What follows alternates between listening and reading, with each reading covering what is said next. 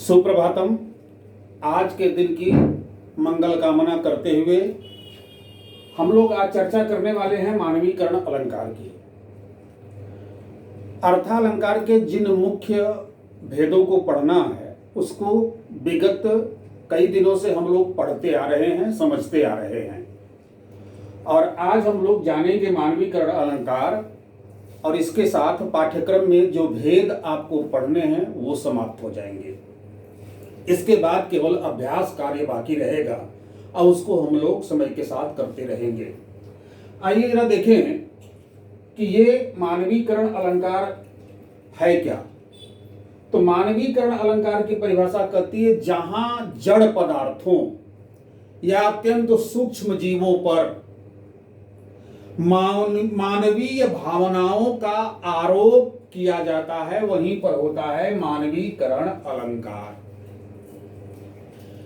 यानी जड़ पदार्थ आप समझ रहे हैं, जो न बोल सकते हैं, न चल सकते हैं, न सोच सकते हैं, न समझ सकते हैं, उसको जड़ कहते हैं।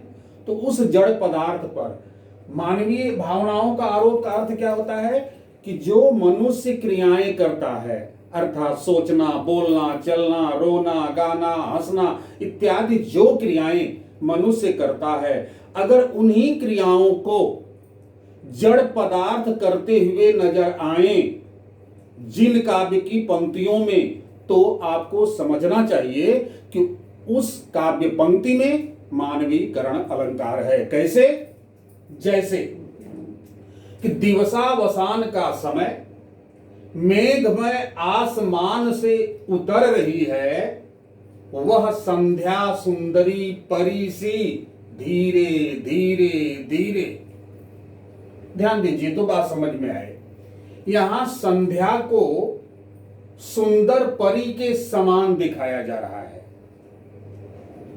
संध्या का मतलब संध्या वेला, दिवसावसान, दिवस का अवसान, दिन खत्म होने वाला है, उसी समय आसमान में बादल छाए हुए हैं। उसी समय कवि क्या कहता है कि संध्या सुंदरी, एक सुंदर परी सी क्या कर रही है? उतर रही है धीरे धीरे धीरे।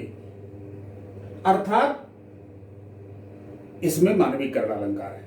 एक और चीज देखिएगा इसमें, अब इस लाइन पर जरा गौर करिए कि वह संध्या सुंदरी परी सी।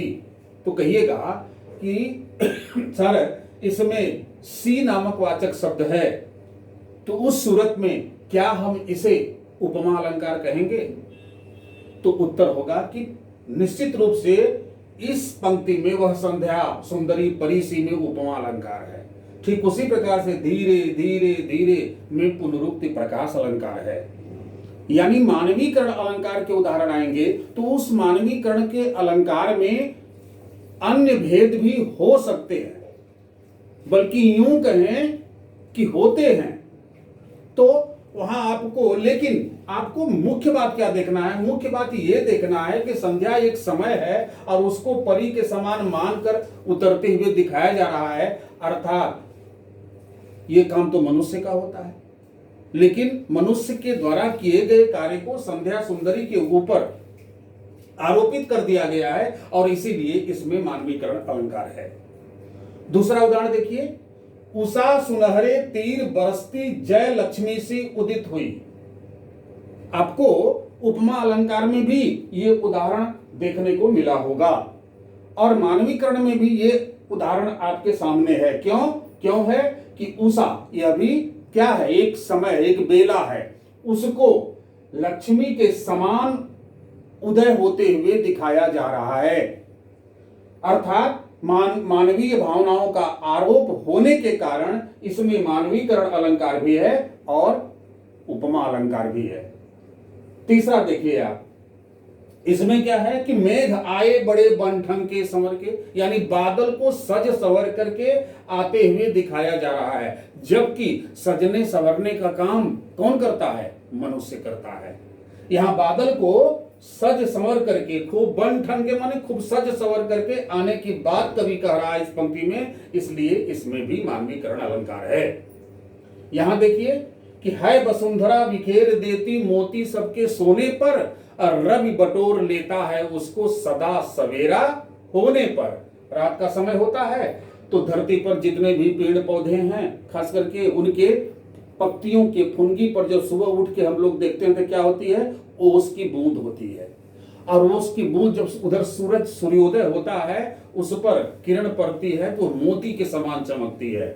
वसुंधरा किसको कहते हैं, धरती को। यानी कभी इसमें क्या कर रहा है, बिखेरने का, समेटने का, ये सारा काम कौन करते हैं, मनुष्य करते हैं। लेकिन यहाँ बिखरने का काम धरती कर रही है और बटोरने का काम सूर्य कर रहा है। इसलिए धरती पर और सूर्य पर मानवीय क्रियाओं का आरोप है, मानवीय भावनाओं का आरोप है, जिसके कारण इसमें मानवीकरण अलंकार है।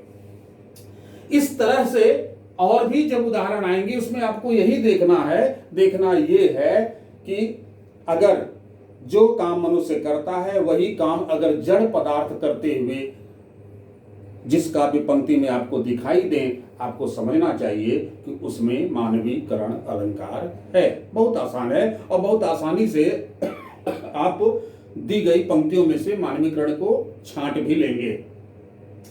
अब क्या है कि विगत कुछ दिनों से हम लोग लगातार अलंकार की चर्चा कर रहे हैं। एक बार कुछ प्रश्न आपके सामने दे दिए गए, यानी प्रश्न के रूप में कुछ काव्य पंक्तियां यहां से लेकर यहां तक ये 10 काव्य पंक्तियां आपके सामने दी गई हैं। जल्दी से आपको क्या करना है, इन काव्य पंक्तियों में कौन सा अलंकार है उसको पहचानना है, उसको पहचानना है। हम क्या करेंगे, शुरू में पहले प्रत्येक पंक्ति को पढ़ देते हैं और आप जल्दी से अपने रफ पर चाहे कहीं या आप बैठा कर देखिए कि इसमें कौन सा अलंकार होगा।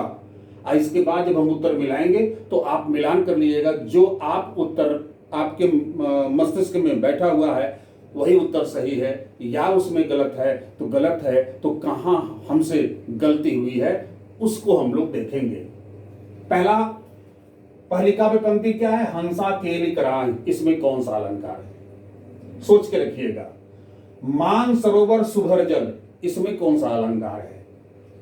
तीसरा है किनारे कई पत्थर पी रहे चुपचाप पानी, कौन सा अलंकार है। चौथा है सब श्वासों की श्वास में, इस पंक्ति में कौन सा अलंकार है। संतों भाई आई ज्ञान की आंधी रे, इसमें कौन सा अलंकार है। छठवां क्या है, वेदना बोझ वाली सी, इसमें कौन सा अलंकार है। सातवां है हंस रही सखिया मटर खड़ी, इसमें कौन सा अलंकार है। आठवां है कि आगे नदियां पड़ी अपार घोड़ा कैसे उतरे पार, राणा सोच रहे इस पार तब तक घोड़ा था उस पार, इस पंक्ति में कौन सा अलंकार है।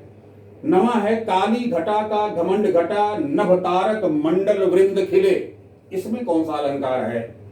और अंत में है कि मधुबन की छाती को देखो सूखी इसकी कितनी कलियां। ये 10 पंक्ति दे करके आपको खोजना है, अब तक जो अलंकार आप पढ़े हैं, जिन भेदों को पढ़े हैं, उन्हीं में से ये प्रश्न आपके सामने किए गए हैं। अब देखिए जल्दी से इसका उत्तर ले लेते हैं और आप मिलान कर लीजिए कि जो उत्तर आपने लिया सही है या गलत है।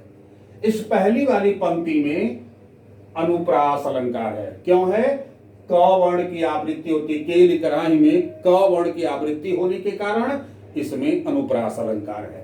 दूसरा, मान सरोवर सुभर जल, सरोवर का आरोप मन के ऊपर है। सरोवर तालाब कहते हैं, मन रूपी तालाब, मन रूपी सरोवर में वो क्या है, जल से लबालब भरा हुआ है, तो इसमें क्या हो जाएगा, रूपक अलंकार हो जाएगा। तीसरा उदाहरण है किनारे कई पत्थर पी रहे चुपचाप पानी, तो पत्थर को पानी पीते हुए दिखाया जा रहा है, अर्थात इस पर मानवीय भावनाओं का आरोप होने के कारण इसमें क्या हो जाएगा, मानवीकरण अलंकार हो जाएगा। चौथा क्या है, सब श्वासों की श्वास में स वर्ण की आवृत्ति हो रही है, जिसके कारण इसमें अनुप्रास अलंकार हो जाएगा। पांचवा है संतों भाई आई ज्ञान की आंधी रे, इधर आंधी का आरोप ज्ञान के ऊपर किया गया है, अर्थात रूपक अलंकार होगा। ये क्या है, वेदना बोझ वाली सी वाचक शब्द का प्रयोग है, तो हम आसानी से उत्तर लेंगे कि ये उपमा अलंकार की पंक्ति है। सातवां क्या है? हंस रही सखियां मटर खड़ी। मटर एक पौधा है, उसको हंसते हुए दिखाया जा रहा है, अर्थात मानवीय भावनाओं का आरोप है, जिसके कारण इसमें मानवीकरण अलंकार है। इसमें क्या है? आगे नदियां पड़ी अपार, घोड़ा कैसे उतरे पार, राणा ने सोचा इस पार, तब तक घोड़ा था उस पार। बात को बहुत बढ़ा चढ़ा करके कदे सोच ही रहे हैं, तब तक देखते हैं कि चेतक उस पार चला गया। क्या ऐसा संभव है? नहीं है। अर्थात इसमें अतिशयोक्ति अलंकार है। इसमें क्या है? काली घटा का घमंड घटा। घटा नामक शब्द 2 बार इसमें आया है। एक घटा का अर्थ होता है बादल और दूसरे घटा का अर्थ होता है कम होना, इसलिए इसमें यमक अलंकार है। 10वां है मधुबन की छाती को देखो सूखी इसकी कितनी कलियां। इसमें एक शब्द कलियां का जो जिक्र किया गया है, इसी में अर्थ चिपके हुए हैं। यानी कलियां का अर्थ होता है फूल खिलने से पहले की स्थिति, उसको कली कहते हैं, और यौवन से पहले की स्थिति को भी कली कहते हैं। अर्थात कलियां में एक से अधिक अर्थ चिपके हुए हैं, अर्थात श्लेष अलंकार है।